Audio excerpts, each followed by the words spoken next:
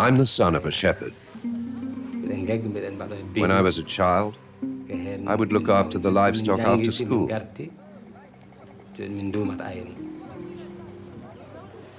Being a shepherd is my whole life. I don't know what else to do.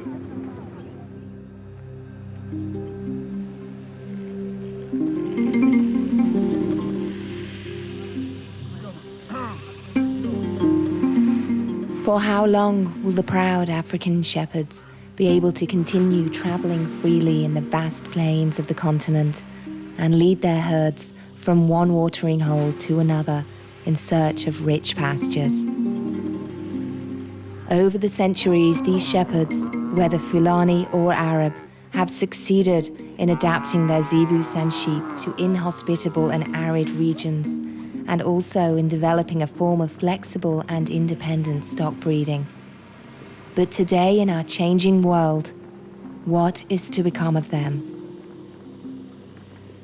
The effects of globalization is felt even as far as the most rural and isolated regions of Africa, threatening ancestral cultures that have been long protected.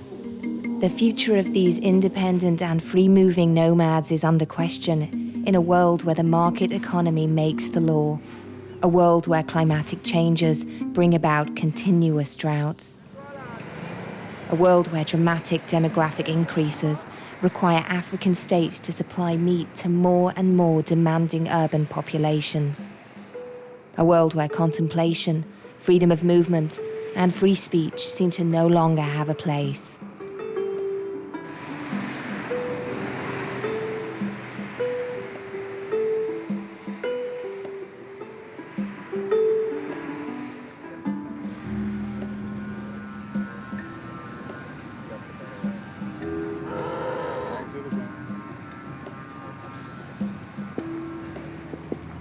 Ayof, on a trop de difficultés, trop de difficultés. Hassan a fait 60 ans, moi ça fait 35 ans.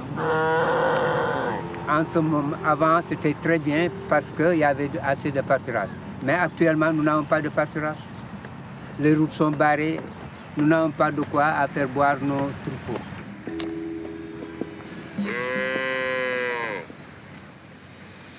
Whereas the demand for meat increases, the situation has worsened for the shepherds. The first ones affected are the Fulani, a large ethnic group originally from Nubia. Millions of these seasonal migrating shepherds still provide most of the red meat consumed in Central and Western Africa. But their freedom of movement is being increasingly reduced, confronting them with enormous challenges and an uncertain future.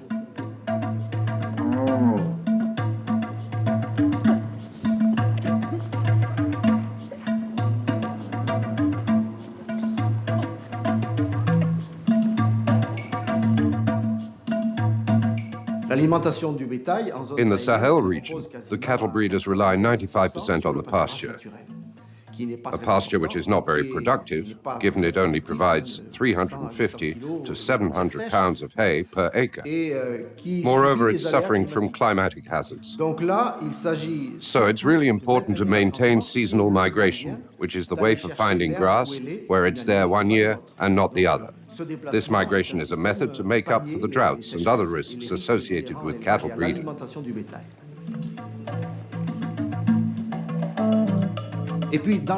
And in most dry Sahelian zones, these shepherds are the only ones who can sustain the land, which can only be enhanced by four-legged animals who go looking for food and come back, eventually transforming into the meat that's sold. We can't do farming without falling into problems of irrigation, and we can't make oases everywhere. So animal production is the only thing that can sustain these marginal zones. In Dakar, a research station on dry zone livestock breeding was created almost a decade ago. Covering the territory from Senegal to Chad, the research team do their best, to make African states understand the benefits of seasonal migration for traditional cattle raising. Economically and environmentally, I don't think there are any other cattle raising systems that could produce any better than what these shepherds do. The only thing to do, taking into account the government's objectives and policies and the need to increase meat production, is to support this type of cattle raising in the same way African nations already support other agricultural systems. In Chad, as soon as the wet season starts, the nomadic shepherds migrate to the vast northern plains which get covered by grass due to the rain.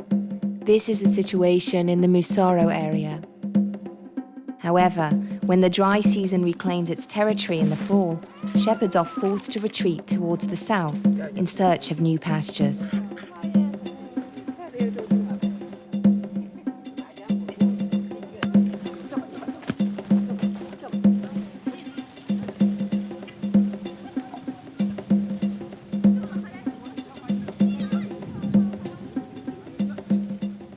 The nomadic shepherds begin a long migration of almost 300 miles, passing by Lake Chad, then following the Shari and Logone rivers to the south of the city of Jamina. Every day, the Logone riverbanks witness an impressive spectacle. Dozens of Fulani and Arabic shepherds bringing their zebus, camels, goats, as well as their sheep to drink from the river.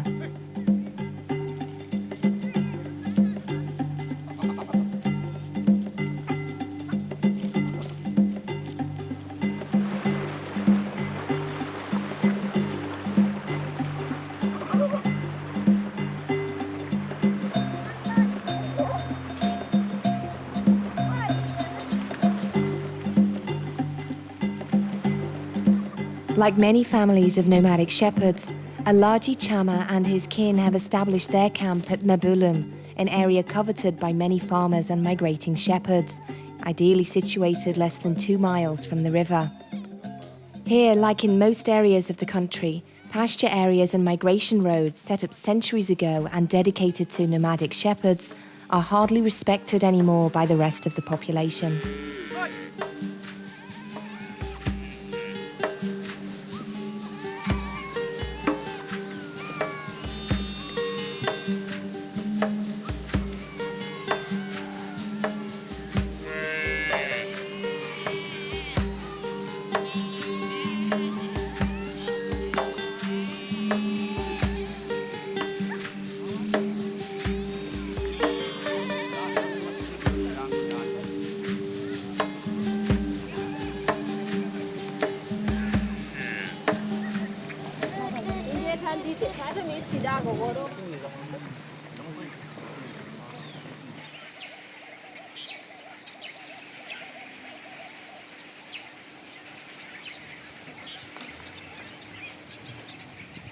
Alaji Chama is Fulani.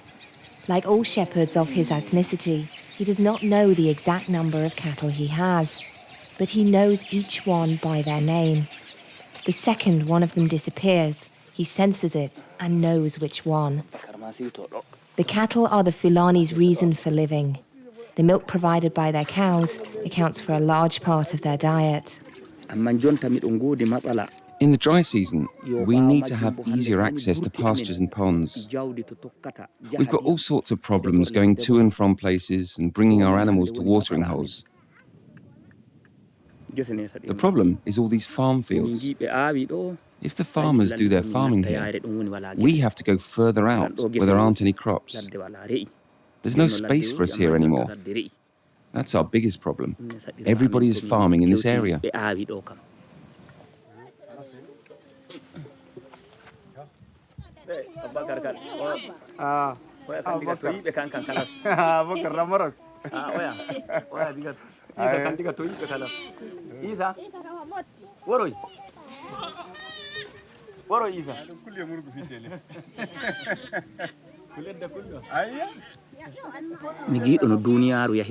I understand how the world works today. If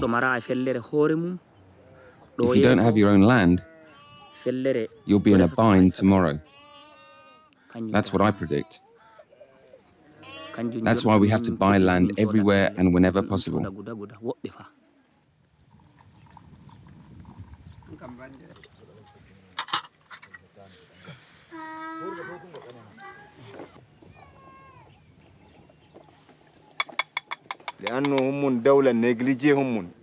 This country forgot about its shepherds. In Chad, there's no law that organizes seasonal migration. There's only one law that dates from October the 31st, 1959. It's very old and maladjusted to today's conditions. The population and cattle numbers have increased. The expansion of the desert has also instigated other shepherds to enter zones otherwise preserved for the Fulani. The old migration roads are lost. The new roads turned into farmland. That's how the conflicts between the shepherds and the farmers began.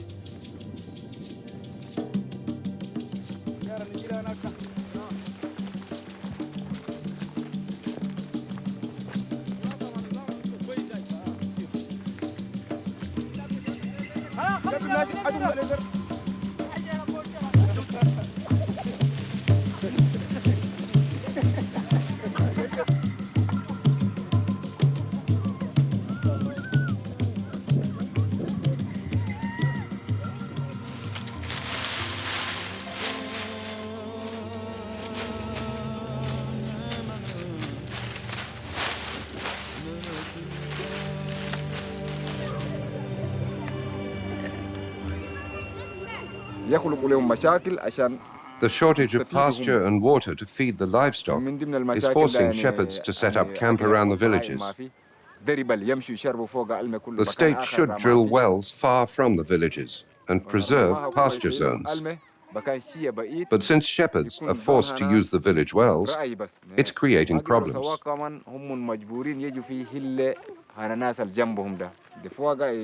Often, the villagers think they won't have enough water if the shepherds' animals keep helping themselves to it, and decide they should have to pay for it if they want some. Sometimes that provokes fights, which can even result in deaths. And by that, I mean the deaths of the migrating shepherds. The local authorities make it worse by always treating the farmers as victims and the shepherds as perpetrators.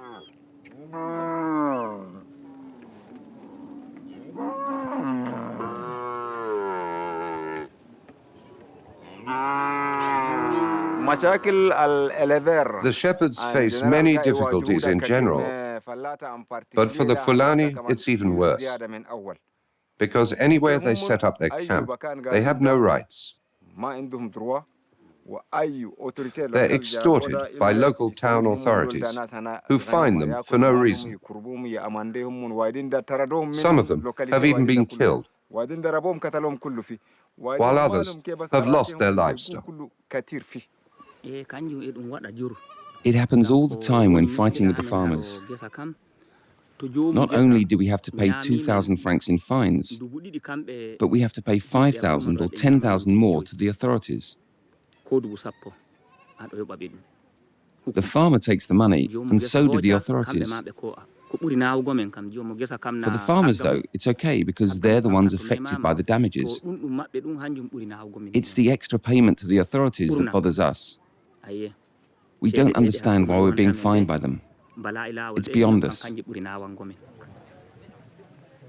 Every Friday, the Fulani shepherds from the Mabulum area gather to pray and share news. Today, delegates from their nomad organization have arrived, allowing the shepherds the opportunity to express their grievances. For several years in Chad, as in all countries of the Sahelian region, the Fulani shepherds have formed organizations to defend their rights.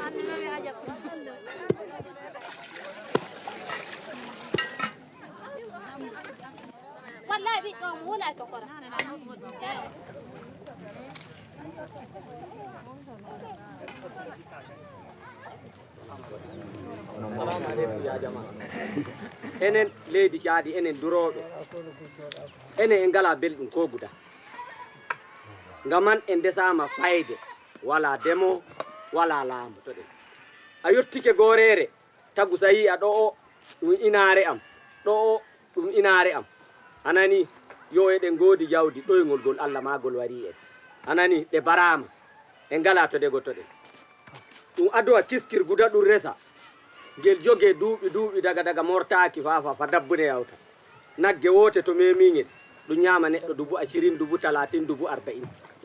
jawdi élevage idi ɗon mari barki idi ɗon kala gouvernement e ɗon watta 60 million ɗawre ɓe taxe hako wala dema wattata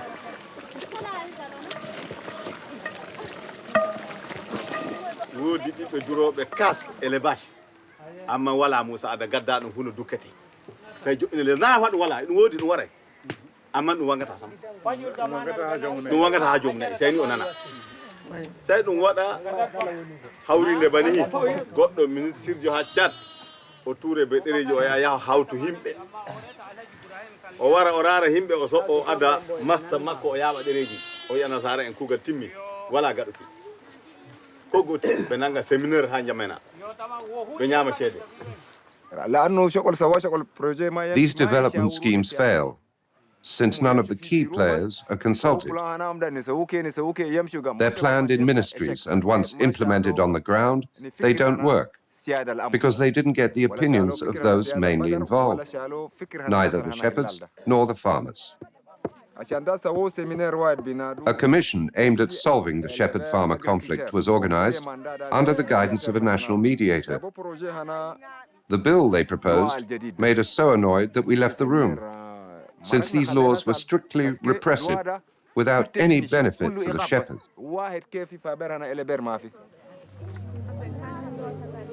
Hala wiiɓe nanga gujjo ta yarimo jango ko dilla ma jaha ton kawrama o moya anani dalime ittike ay dalime ittaki dama ɓeyduɗa dalile yo gaɗeɗa anani gujjo yotto waɗuma jango hakkuma ƴiwa ɓaawa yowanma ɓuuri ɗum ko gujjo waɗanma anani ɗum fu ɗum dalime dow meɗen yo hande bo ladde matorike en ngala enen ni hande belɗum jon jawdi wala belɗum enen jeeyi jawdi amma en ngala belɗum en maɗike ko gangare ɓuura en jonta dottiɓe ɓe to ɓe goni dottiɓe ɓe to ɓe goni ɗanotoɗo ko goto wala gam holugo wuyɓe to gujjo wari nder durayɓe ɓen jemma ɓen o wari goto o doggi kala haala makko mettatake kanko o daɗi on gujjo warimo o maayi fa aɓe joggugo waati to ɗum pullo kam nde laato to ɗum gujjo on kanko fiɗa hakuma wara laña to pullo woni pat heɓa ɓe nanga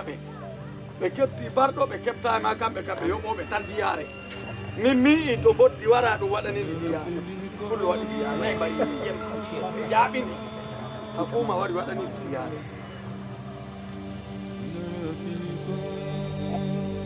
With the increasing number of armed conflicts, a new threat has emerged for the nomadic shepherds.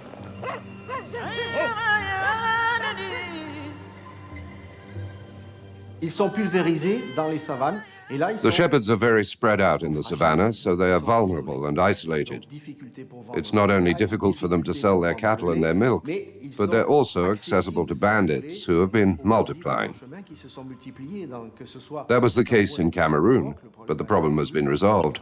It hasn't in Central African Republic, neither in Chad nor Sudan. So there's organized crime and crooks with assault rifles who descend upon small camps, mistreat the people there, and force them to go and sell their cattle. Then they wait for the money to come back.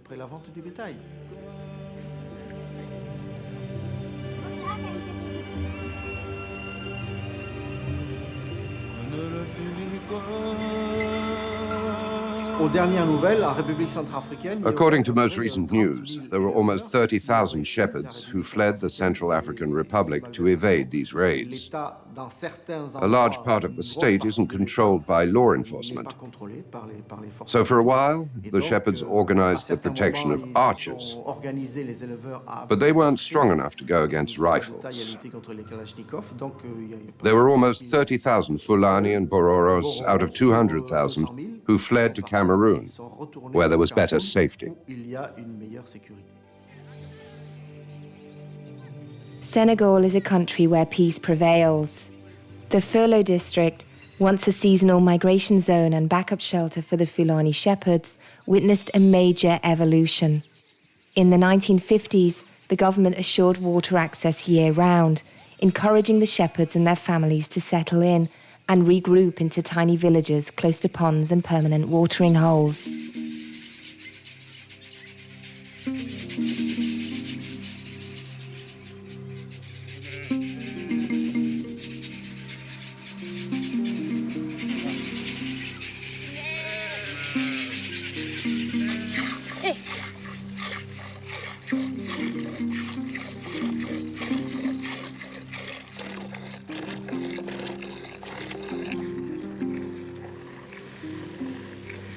Yet for many, peace and tranquility does not necessarily mean safety for the animals. In the past, you could leave your herd to stray.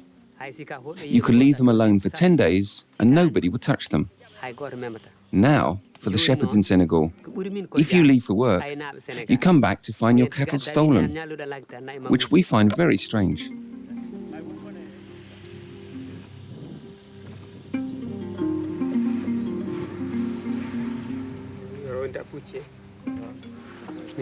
I live in Kajali. My grandfather, my father, and I were all born here. This is where I'm from.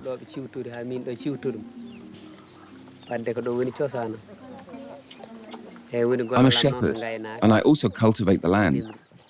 But above all, I'm a shepherd. I'm a shepherd with a lot of cattle. 3 months ago, during the rainy season, everything was good since there was food and water for the cattle.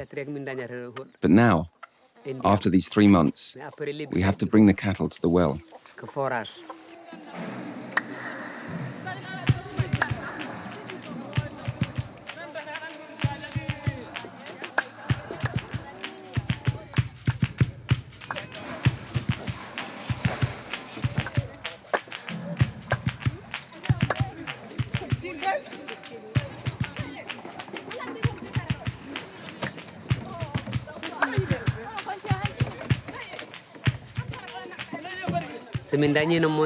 If we could have the water brought to us, instead of having to bring the herd 6 miles to drink, it would be much better. We would be rid of our greatest problem. It's a fact that we need help in developing cattle raising in Senegal in order to produce meat and milk. But we can't produce enough because of the droughts. There's no more water or ponds to drink from, nor any pastures. And just because we have herds doesn't mean we're rich enough to get through this. The shepherds don't have the means anymore to get by.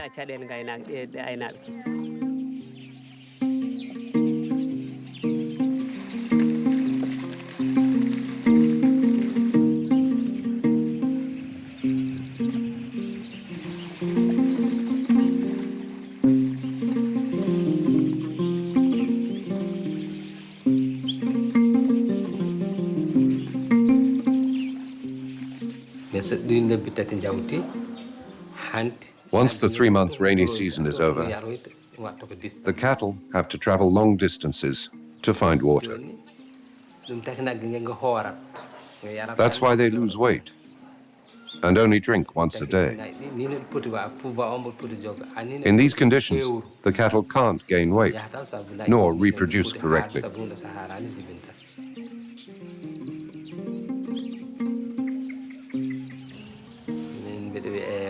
My name is Mahamka. I was born here in Tiarme, and I am president of the Rural Committee. I grew up in a family of shepherds. I'm the son of a shepherd.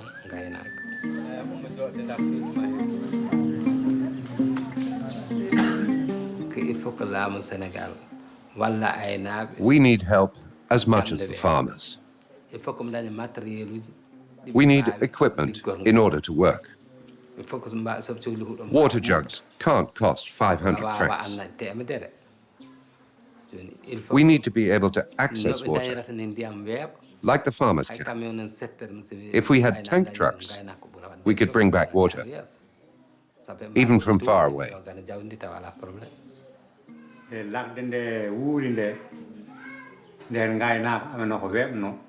Before the rivers dried up, we had big, fat cattle. They were well fed. They were eating, they were drinking, they were resting. And from one town to another, we could always find food and water. The wells were full, and if not, you only had to dig to find water. Now, the cattle don't have water, and the cows can't feed their young ones correctly. In the past, the vets would come to our shepherds. They would give the sick cattle some shots, and these cattle were cured. That's how it went. The number of vaccines they gave you then for 2 or 3 animals must now be enough to vaccinate 500 animals today.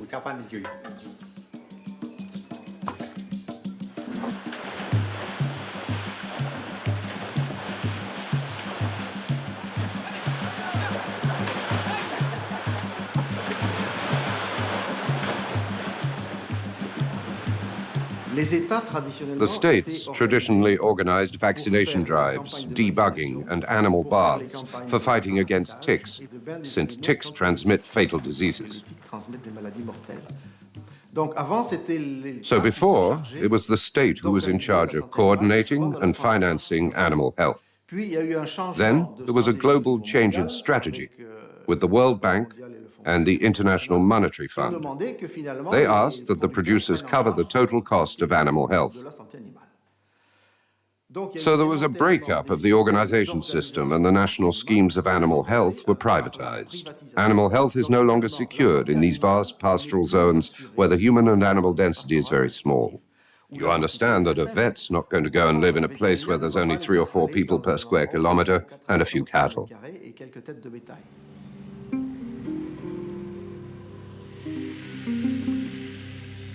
The Fulani possess ancestral knowledge crucial today for cattle raising.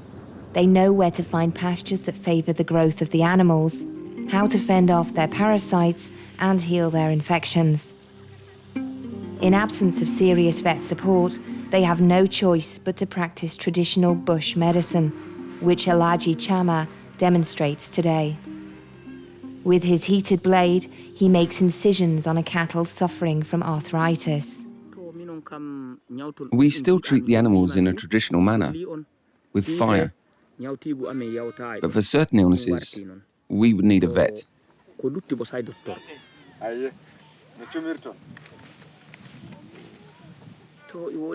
Today, those doctors who would come and see our cattle don't do any good. They only cause more damage.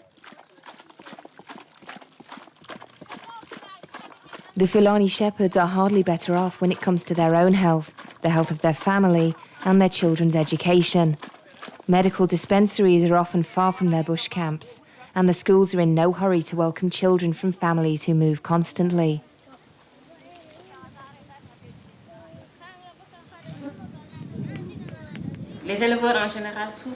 The shepherds generally suffer institutional and political marginalization.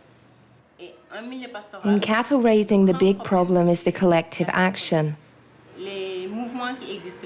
The existing unions and organizations were created by the state. It wasn't the shepherds' initiative to form themselves into groups and fight for their own issues. Most of these organizations are shadow organizations. They're people who are Fulani, but are not actually shepherds. And that's a major problem in Senegal. The assumption that you're a shepherd just because you're Fulani.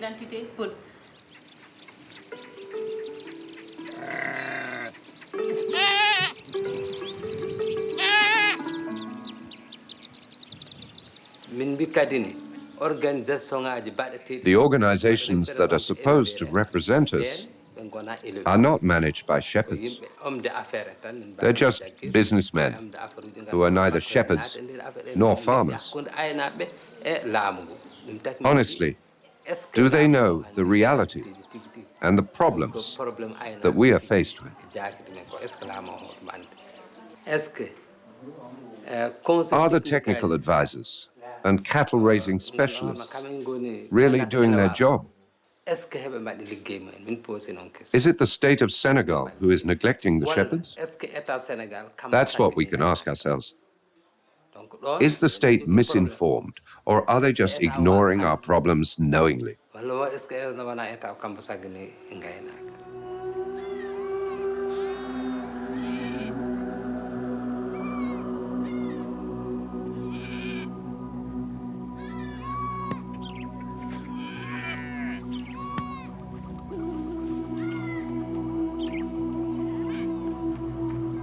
The traditional shepherds are accused of managing their livestock unproductively and withholding their worth. By refusing to sell their cattle, the shepherds would interrupt the economic development. Although specialists have proved that this management is productive in a way that allows the shepherds to adapt to sanitary and economic risks, these false accusations are hard to be dismissed.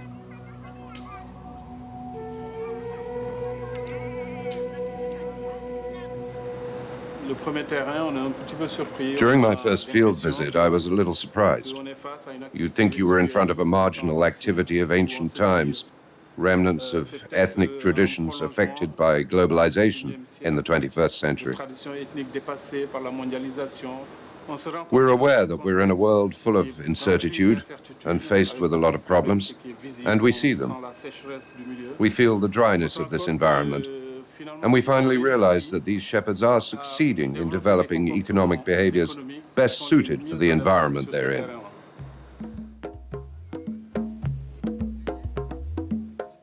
دور 45 بقر انا كل بيتها 30 30 ده البركه اخوي 30 ده عدل بقر ده معنا 30 البركه سمي 30 و2 بيتها البركه انت قصرت عليه كم؟ جيب 40 40 ما يجي خليتها 5 ده جيب 40 بيتا لك 40 بقر يو قصر عليه شغل شيء خلاص كمل انا ده خليتها لك 40 ده بيتا ده جيب 40 سمي 30 و8 انا بيتا انقص عليه شغل شيء انقص عليه خليتها لك الف واحد خليت الف واحد سمي انا كله خليت عليك الف واحد نسلك 30 و8 نجيب قرص سلمت عليه سي اخوي قال جيب قرص يوا ده لا ده هناك يو قرص ده باكر زين انا نجي نانتي قرص هناك ونكربا بقر انا يوم المتى ما عليهم الهربا باكر خميس جمعة صبر نجيب قرص هناك نكربا بقر انا نمشي انا يو انت 200 لعاده نانتي 200 لعاده يو ما شاء الله تلقى 200 لعاده ما شاء الله ما شاء الله شكرا الله يبارك الله يسي بركه امين الله يبارك الله يسي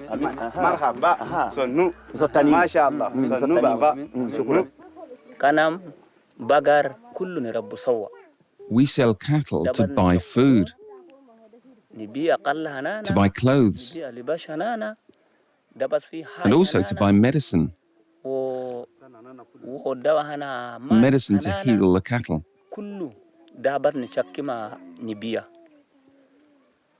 We do nothing but livestock breeding. Farming the land is not our profession. It's only by selling the cattle that we can provide for ourselves.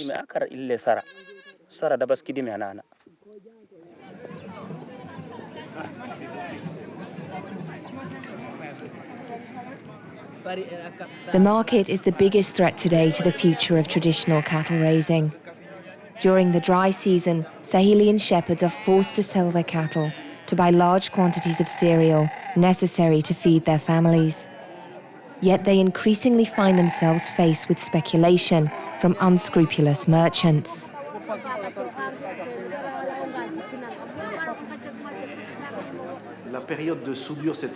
During the hunger gap, which is just before the harvest, When people have to buy food after they clean out their food storage, the merchants increase the cereal price for a 200-pound bag from 7,000 francs to 12,000, 20,000, up to 40,000. People have to eat, so they're forced to sell their cattle to buy the cereal, which has become more and more expensive. But since everybody's in the same situation, all the shepherds bring their cattle to the local market at the same time, which makes their worth go down. So one cow worth 100,000 francs is negotiated for 80 or 60,000 francs. So on one side you have cereal inflating from 7,000 to 20,000 on average, and at the same time you have cattle selling for 60,000 instead of 100,000 during this critical period. So it's this double phenomenon that is subjecting them to marketplace oppression.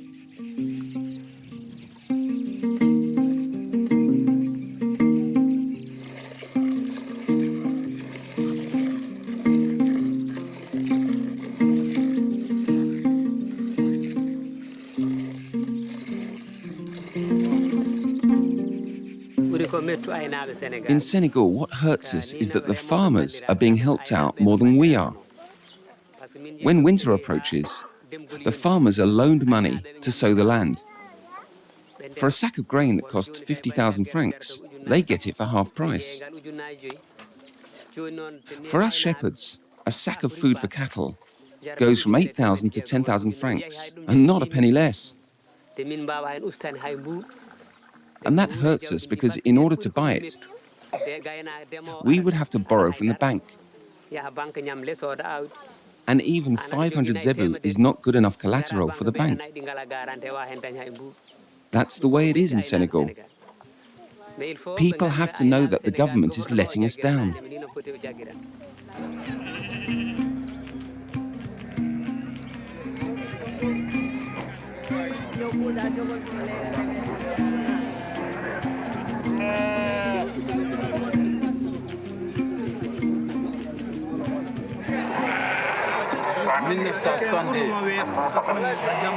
tang boobu ak tey du benn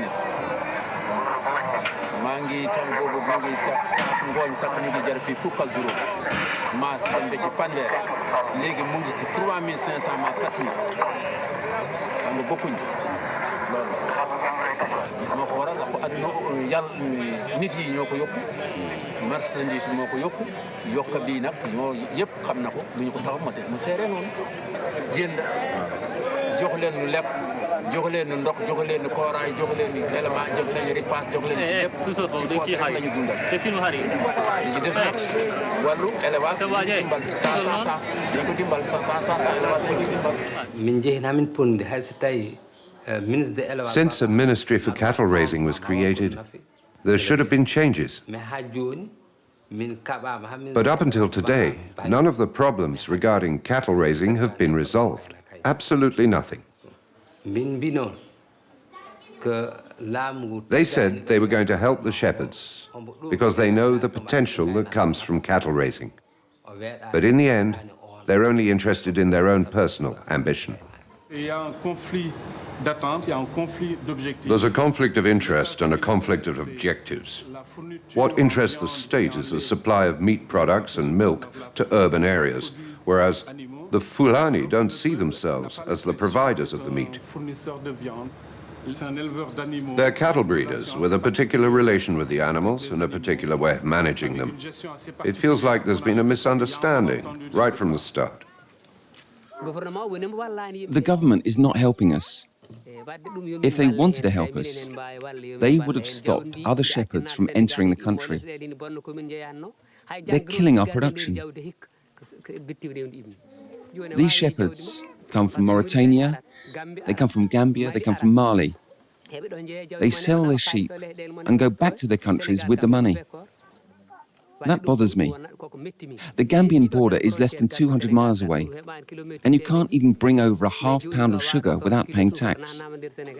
The neighbouring frontiers led entire herds into Senegal, while ours aren't even able to leave the country. Why is that?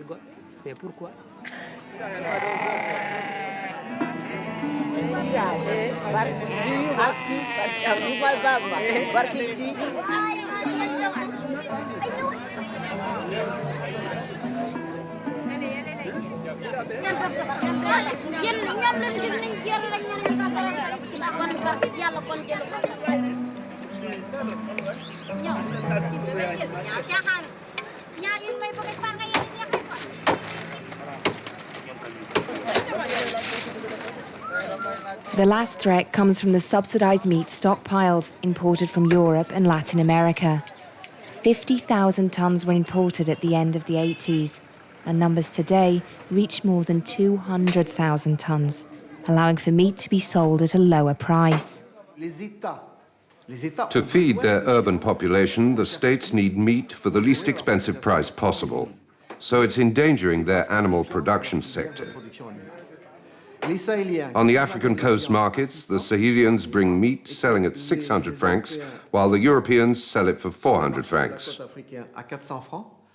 So when the housewife in Abidjan opens up her wallet to see that she doesn't have a lot of money, what is she going to choose? The frozen meat selling at 400, which is acceptable meat with 30% fat, or zebu meat that she's used to buying at 600?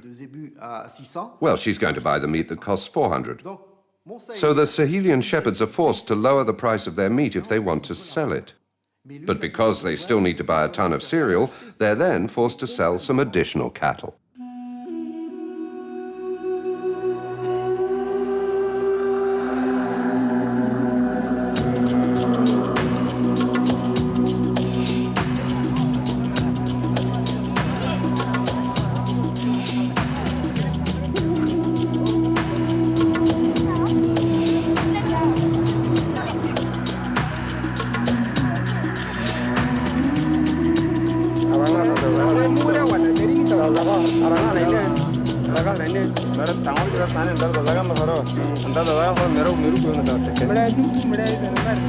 لا لا بقر ده عنده كله يعرفوا كله دولة كهرباء قريب 60 سنة دولة كهرباء بقر ده ولا 70 سنة ما نعرف كهرباء ده ما لهم بترول ده مرق بس بقر ما عندهم فوق حاجة خليها حكومة يورينا.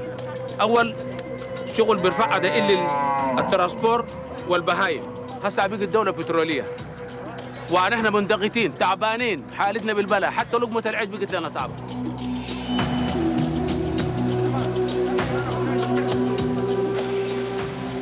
For a long time, a cattle-raising country like Chad had provided its neighbouring countries with fresh meat. In the 1950s, a large slaughterhouse was constructed in N'Djamena for exporting meat to many countries, from Benin to Saudi Arabia. With the increase of transport costs and competition of imported meat from Europe and Latin America, the Chadian exports have suffered a heavy blow. The N'Djamena slaughterhouse no longer runs at full capacity, leaving one less market for the African shepherds. In the 1970s, we exported more than 11,000 tons of fresh meat to the Congo. That's the two Congos, Republic of Congo and Zaire. And it worked out very well. Today, there are people who bring their frozen meat from Argentina and elsewhere, and they come here to Zaire with a lower price. So when you turn up with your meat from Chad with a price fixed at no less than 2,000 francs a kilo, it doesn't work. In today's world, especially Africa, it's about quantity instead of quality. Those who migrate seasonally have beautiful cattle in comparison to those who stay where they are. Even at the market, they're sold at a premium. Cattle raising, in theory, could replace oil production if we took good care of it. I'm sure of it. It's just as profitable as oil. The Chadian livestock is a gift, and it's not ready to disappear.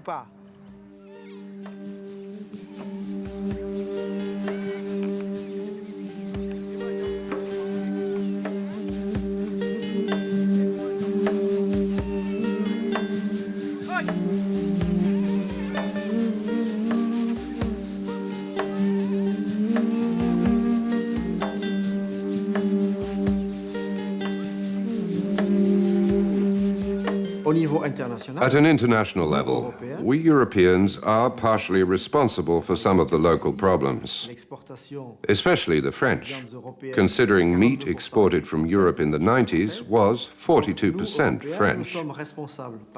From an international standpoint, there are about 140,000 or 200,000 tons of subsidized meat currently arriving to the countries on the coast. So we Europeans are partially responsible for the impoverishment of Sahelian livestock shepherds. But since they're not properly organized, we don't learn about their difficulties. The cotton producers did protest their problems at the WTO rounds of negotiations, while the International Organization for Shepherds was just getting established. But right now, it's just an empty shell. It doesn't have the same strengths as the African cotton planters or its organizations. But it has to get there if they want to start negotiations at the WTO. This whole situation is not right. Without a change in international agreements regarding the meat problem, I fear the shepherds will become so poor it will reach the point where they'll have to sell all their cattle and take up fishing. Just like I saw in the Central African Republic. I saw a Bororo shepherd who didn't have any more animals and who has to fish for a living. It would be the end of an incredible way of life and a people with so many great skills.